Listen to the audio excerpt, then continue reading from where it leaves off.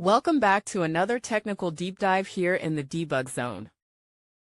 Today we're tackling a big question and breaking it down with insights from other users. Hopefully this clears up some misconceptions and helps you get the answer you need. So buckle up, stay a little curious, and let's jump right in.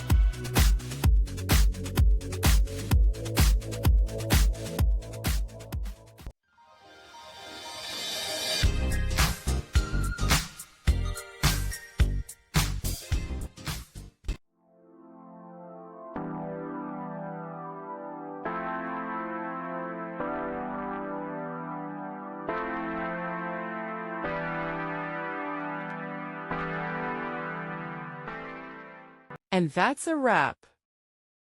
I hope you found the answer you were looking for. If you did, take a second to hit that subscribe button. It really helps out. And let me know in the comments which solution worked best for you. See you next time in the Debug Zone.